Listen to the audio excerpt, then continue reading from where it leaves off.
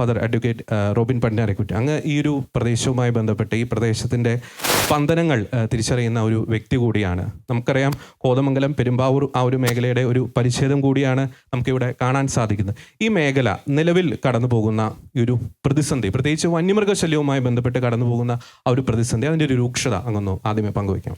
ഏതാണ്ടൊരു 10 വർഷത്തിലെ അധികമായി ഈ പ്രദേശത്തെ വന്യജീവി ആക്രമണവുമായി ബന്ധപ്പെട്ട പ്രശ്നങ്ങളിൽ നിരന്തരമായിട്ട് ജനപക്ഷത്ത് നിന്ന് ഇടപെടാൻ കഴിഞ്ഞിട്ടുണ്ട്. ഓരോ വർഷം ചെന്ന് കഴിഞ്ഞ് തിരിഞ്ഞു നോക്കുമ്പോഴും കടുത്തൊരു നിരാശയിലേക്ക് നമുക്ക് തന്നെ തോന്നാൻ കഴിയുന്ന ഒരു പ്രശ്നമാണ്. കാരണം ഓരോ വർഷം ചെല്ലുന്തോറും പ്രശ്നങ്ങൾ ഇവിടെ കൂടിക്കൊണ്ടുവരികയാണ്. വന്യജീവി ആക്രമണങ്ങൾ എന്നൊരു വാർത്തയല്ലാതെയായി മാറിയിരിക്കുന്നു. ആന ചവിട്ടിക്കൊന്നതും ആന വഴി തടഞ്ഞതും ആന ആക്രമിച്ചതും ആന കൃഷി നശിപ്പിച്ചതുമൊക്കെയായ വിശേഷങ്ങൾ ഓരോ ദിവസവും കൂടി വരുന്നു. ആനയും കടുവയും അതുപോലെയുള്ള വന്യജീവികളുമൊക്കെ ജനവാസ മേഖലയിലേക്ക് ഇറങ്ങുന്നത് കാണുമ്പോൾ അതെല്ലാം നോക്കി ഉള്ളിൽ ചരിക്കുന്ന വനപാലകരെയും ഒരുപാട് കാണാൻ കഴിഞ്ഞിട്ടുണ്ട്. ശരിക്കും പറഞ്ഞു കഴിഞ്ഞാൽ ഈ പ്രദേശം അഭിമുഖീകരിക്കുന്ന പ്രശ്നങ്ങൾ 2 പ്രശ്നങ്ങളാണ്. ഒന്ന് വന്യജീവികൾ, 2 വനപാലകർ. ഈ 2 തലത്തിലുള്ള ഈ സംവിധാനങ്ങൾ കൊണ്ട് ഇന്ത്യൻ ഭരണഘടന നമുക്ക് ഉറപ്പ് നൽകുന്ന 26ാം തലത്തിൽ ഉറപ്പ് നൽകുന്ന മനുഷ്യൻ്റെ ജീവിക്കാനുള്ള അവകാശത്തിലേക്കുള്ള കടന്നുകയറ്റം നടന്നുകൊണ്ടിരിക്കുമ്പോൾ നമ്മുടെ ഗവൺമെൻറ് സംവിധാനങ്ങൾ ഒന്നും ചെയ്യാതെ നോക്കി നിന്ന് പരസ്പരം കുറ്റം പറഞ്ഞുകൊണ്ട് നിൽക്കുന്ന ഒരു വലിയ ഗതികെട്ട അവസ്ഥയിലേക്ക് ഈ നാട്ടിലെ ജനങ്ങളെ വല്ലാതെ അങ്ങോട്ട് തള്ളിവിടുന്ന ഒരവസ്ഥയാണ്. നമ്മളിപ്പോൾ ഇവിടെ കൂടിയിരിക്കുന്നത് വേങ്ങൂർ പഞ്ചായത്ത്, കോട്ടപ്പടി പഞ്ചായത്ത്, പിണ്ടിമന പഞ്ചായത്ത്, കവളങ്ങാട് പഞ്ചായത്ത്, കീരമ്പാറ പഞ്ചായത്ത്, കുട്ടമ്പുഴ പഞ്ചായത്ത്. ഈ പഞ്ചായത്തിൽ ഈ 6 പഞ്ചായത്തിലും വലിയ തോതിലുള്ള വന്യജീവി ശല്യം അതിരൂക്ഷമായിക്കൊണ്ടിരിക്കുന്നു. ജനവാസ മേഖലയിലേക്ക് ഇറങ്ങുന്നു, ടൗണുകളിലേക്ക് ഇറങ്ങുന്നു. കൃഷി ചെയ്താൽ ഒന്നും കിട്ടില്ല എന്നുള്ള ഒരു ഉറപ്പിലേക്ക് മാത്രമായിട്ട് കാര്യങ്ങൾ എത്തുകയാണ്. ഇവിടെ കൃഷി ചെയ്ത് ലാഭം ഉണ്ടാകുമോ എന്നുള്ളതല്ല, കൃഷി ചെയ്താൽ എന്തെങ്കിലും കിട്ടുമോ എന്ന് ചോദിക്കുന്ന ഒരവസ്ഥയിലേക്ക്, വളരെ ദയനീയമായ ഒരവസ്ഥയിലേക്ക് എത്തപ്പെട്ടു കഴിഞ്ഞു. ആളുകൾക്ക് ജീവിക്കാനായിട്ട് പറ്റാത്ത അവസ്ഥ, യാത്ര ചെയ്യാൻ കഴിയാത്ത അവസ്ഥ, കൃഷി ചെയ്തുകൊണ്ട് കൃഷിയിൽ നിന്ന് എന്തെങ്കിലുമൊക്കെ നേടാമെന്ന് കരുതുന്ന ഒരവസ്ഥ, അതെല്ലാം ഇന്ന് ഇല്ലാതെയായിരിക്കുന്നു. ബാങ്കുകാർ ലോണ് പോലും കൊടുക്കാത്ത അവസ്ഥ, സ്ഥലത്തിന് വിലയില്ലാത്ത ഒരവസ്ഥ. ഇങ്ങനെ എല്ലാ തരത്തിലും കർഷക ജനതയെ നിരാശയിലേക്ക് തള്ളിവിടുന്ന, കർഷക ജനതയെ നോക്കി പരിഹസിക്കുന്ന രാഷ്ട്രീയക്കാരുടെയും വനപാലകരുടെയും മുമ്പിൽ പരാജിതരായി നിൽക്കുന്ന ഒരു ജനത്തിന് വേണ്ടി നിൽക്കുന്ന ഒരു അവസ്ഥയാണ് ഇപ്പോൾ എനിക്ക് തോന്നുക.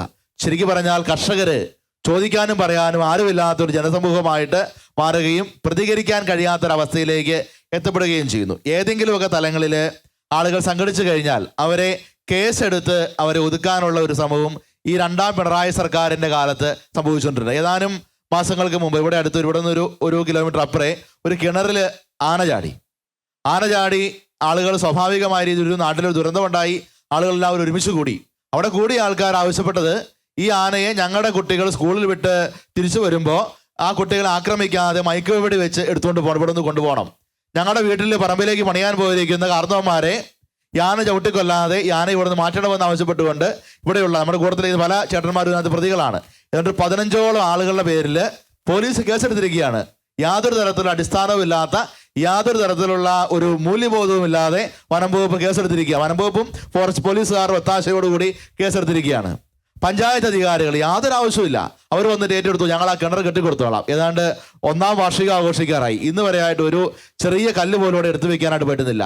രാഷ്ട്രീയക്കാർ, അതുപോലെ തന്നെ രാഷ്ട്രീയക്കാരുടെ സ്തുതിപാഠകരായ ചില ഉദ്യോഗസ്ഥന്മാർ, ഇവരെല്ലാവരും ചേർന്ന് കർഷക ജനതയെ ഓരോ ദിവസവും വഞ്ചിച്ചുകൊണ്ടിരിക്കുന്ന ദയനീയമായ കാഴ്ച. അതായത് നാളത്തെ ഒരു വീട്ടിൽ ഒരാളെ ആന ചവിട്ടിക്കൊന്നാൽ അങ്ങോട്ടൊരാൾ തിരിഞ്ഞു പോലും നോക്കരുത് എന്ന് പറയുന്ന ആ ഒരു മനോഭാവത്തിലേക്ക് ആളുകളെ നയിക്കുന്ന രീതിയിലുള്ള ഒരു തെറ്റായ സോഷ്യൽ അറ്റ്മോസ്ഫിയർ ക്രിയേറ്റ് ചെയ്യാൻ വേണ്ടിയിട്ടാണ് ഇപ്പോൾ സർക്കാർ ശ്രമിച്ചുകൊണ്ടിരിക്കുക. ആളുകളെ ഭിന്നിപ്പിച്ച്, ആളുകളെ പേടിപ്പിച്ച് പ്രതികരണശേഷി ഇല്ലാതാക്കുന്ന ദയനീയമായ ഒരവസ്ഥയിൽ വന്യജീവികൾ നാട് കൈയടക്കുന്ന ഒരവസ്ഥയാണ് ഇപ്പോൾ നമ്മുടെ ഈ നാട്ടിലുള്ളത്. കോതമംഗലം, പെരുമ്പാവൂർ നിയോജക മണ്ഡലത്തിലെ അവസ്ഥകൾ പ്രത്യേകമായിട്ട് എടുത്തു പറഞ്ഞാൽ അങ്ങനെയാണ്. മറ്റൊരു പ്രധാനപ്പെട്ട ഒരു കാര്യം കൂടിയല്ലേ, ഒരു കാലത്ത് ജനനിമിടമായിരുന്ന പല പ്രദേശങ്ങൾ ഈ വന്യമൃഗങ്ങളെ പേടിച്ച് വിജന പ്രദേശങ്ങളായി മാറുന്നു, തീർച്ചയായിട്ടും കാട്ടുപ്രദേശമായി മാറുന്നു. തീർച്ചയായിട്ടും നമ്മളിപ്പോൾ അവിടെ നമ്മുടെ അടുത്ത് പ്ലാമടി അടുത്ത് കുർബാനപ്പാറ എന്ന് പറയുന്ന ഒരു സ്ഥലമുണ്ട്, അവിടുത്തെ ഇവിടെ ഇരിപ്പുണ്ട്. അപ്പോൾ ആ പ്രദേശത്ത് ഇന്ന് വന്യജീവികൾ അഴിഞ്ഞാടിയതിൻ്റെ പേരിൽ ആളുകൾ സ്ഥലം ഉപേക്ഷിച്ച് പോവുകയാണ്. കുറച്ച് സ്ഥലങ്ങളൊക്കെ റീബിൽഡ് കേരളയുടെ പേരിൽ സർക്കാർ എഴുതി വാങ്ങിച്ചു. ബാക്കി സ്ഥലത്ത് നിന്ന് ആളുകൾ ഇറങ്ങിപ്പോരാൻ വേണ്ടിയിട്ട് നിർബന്ധിതരായിട്ട് തീരുകയാണ്.